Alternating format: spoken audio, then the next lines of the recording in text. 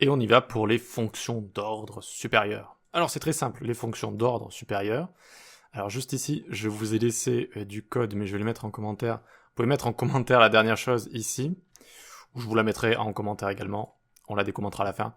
C'est un exemple de composant d'ordre supérieur. Bref, on va y venir. Donc, qu'est-ce que c'est qu'une fonction d'ordre supérieur? Les fonctions d'ordre supérieur sont des fonctions qui vont soit recevoir une fonction callback en argument, soit retourner une fonction, ou les deux à la fois. Cela ouvre la voie de nombreuses solutions à une plus grande flexibilité. En fait, c'est exactement ce que je vous avais dit au niveau des fonctions callback. D'accord? Donc, une fonction qui attend en argument, qui a comme paramètre une fonction, d'accord, qui attend qu'on lui envoie en argument une fonction, ou qui en retourne une, ou les deux, c'est une fonction d'ordre supérieur. Donc, une fonction qui utilise des callbacks, c'est une fonction d'ordre supérieur. Ok, vous l'avez. Donc, on va s'en créer une directement. D'accord? Donc, on a des salaires juste ici. Ok? Et on va avoir envie de se créer une fonction qui permet de filtrer les salaires. Donc on va se la créer, function. Alors on va se faire un peu d'espace, hein, juste, voilà, histoire de. Custom filter. Custom filter.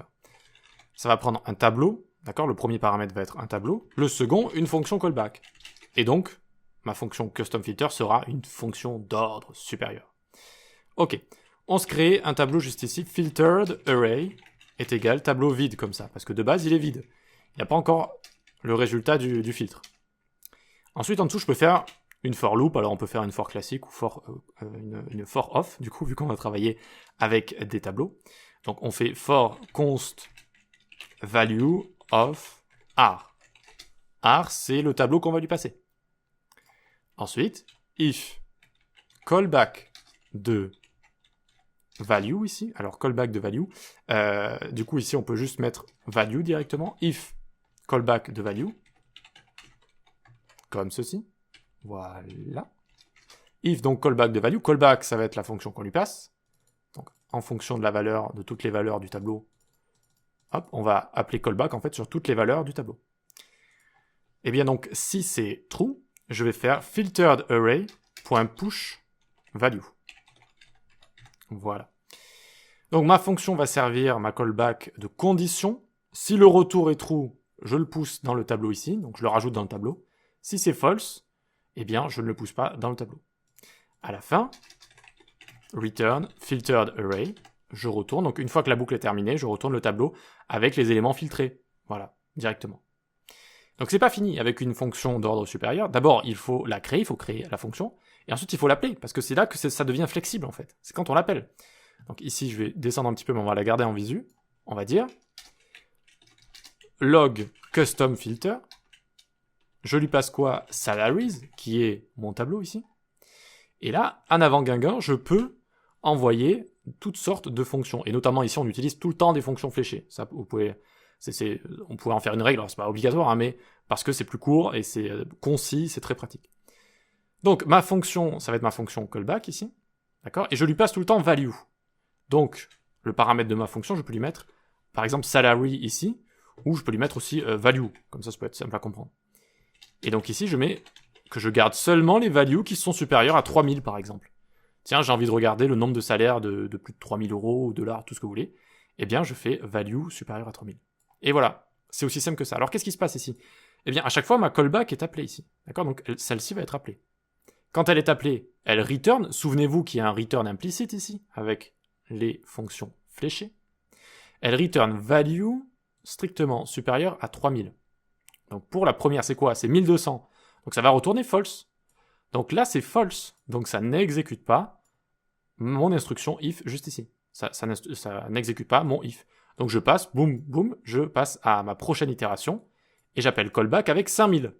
Est-ce que 5000 est supérieur à 3000? Oui. Donc cette fois, j'exécute ma condition et ici, je viens directement push la valeur qui va aller dans filtered array.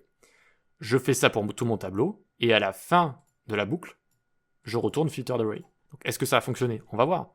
Oui, c'est bon. J'ai 5000, 4000, 3450. 3450.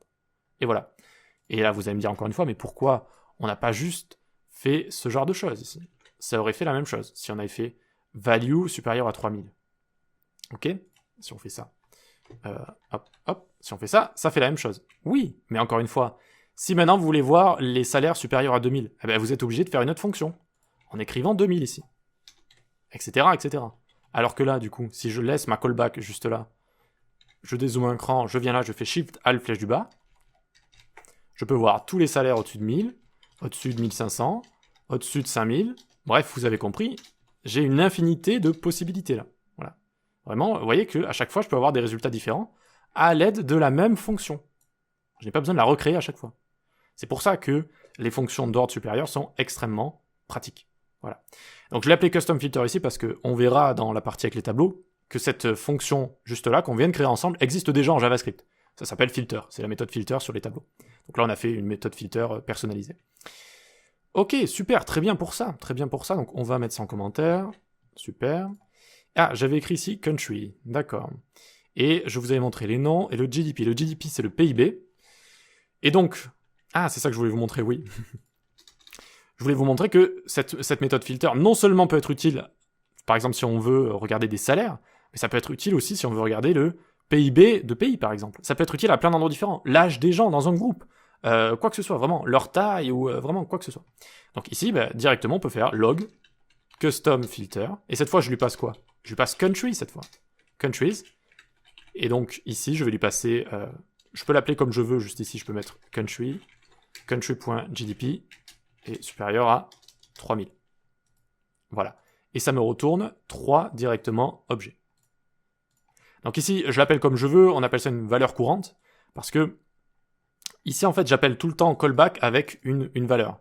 Mais je suis pas obligé d'appeler, la valeur qui passe ici, c'est une expression, d'accord? Ensuite, moi, quand je définis ma fonction callback, ce paramètre-là, je peux vraiment l'appeler comme je veux. Donc ici, vu qu'on avait des salaires, j'aurais pu l'appeler salary. D'accord? Vu qu'on va boucler à travers un tableau de salaire, salary, ça me paraît assez logique. Voilà. Donc salary ici, et donc là j'ai appelé country, il n'y a aucun problème avec ça, hein, c'est tout à fait normal, et c'est même recommandé d'écrire ici des valeurs courantes qui ont un nom explicite, qui veut dire quelque chose en rapport avec ce qu'on fait. Voilà. Donc combien de pays de cette liste ont un PIB de plus de 3000? Le Japon, Germany, l'Allemagne, et l'Inde, juste ici. D'accord? Donc on voit tout ça juste là. Ok, très bien, donc on a notre custom filter ici, et maintenant on va décommenter ça. Et ici donc nous sommes en l'occurrence nous sommes en train de voir, je voulais dire, un composant React. Bon, React, j'ai fait des cours dessus, hein, on n'est pas encore au niveau de React, mais c'est juste pour vous montrer que ici on a donc une fonction qui va retourner ceci et cela. Vous voyez, navigate et outlet, ce sont des composants, on appelle ça des composants, mais en fait sous le capot ce sont des fonctions. Donc en fait là je retourne des fonctions. Vous voyez que je n'en prends pas, mais je les retourne. Qu'est-ce qui se passe en fait? Eh bien on exécute useContext pour savoir si l'utilisateur est connecté. D'accord? S'il est connecté, s'il n'est pas connecté, pardon, on retourne à la page d'accueil. Regardez, s'il est sur false ici, ce qui est retourné de ça, hop, je retourne à la page d'accueil. Donc je retourne cette fonction qui va en fait me ramener à la page d'accueil. Sinon, ça veut dire qu'il est connecté et je l'amène sur une page privée juste ici. Voilà. Donc c'est exactement ce qui se passe. Et donc là, on est en l'occurrence en présence d'une fonction d'ordre supérieur, parce que celle-ci retourne une autre fonction. C'est soit une fonction qui prend une fonction, un argument, soit qui en retourne une, soit les deux à la fois. Voilà. Et encore une fois, ici, ça permet de faire des choses vraiment sympas, de soit retourner à la page d'accueil, soit montrer du contenu privé, par exemple. Et donc là, on appelle ça des composants, en fait, ce genre de fonction en React, et donc on appelle ça un composant d'ordre supérieur. Voilà. Bon, vous verrez ça plus tard. Voilà pour cette leçon fort intéressante, on peut passer à la suite.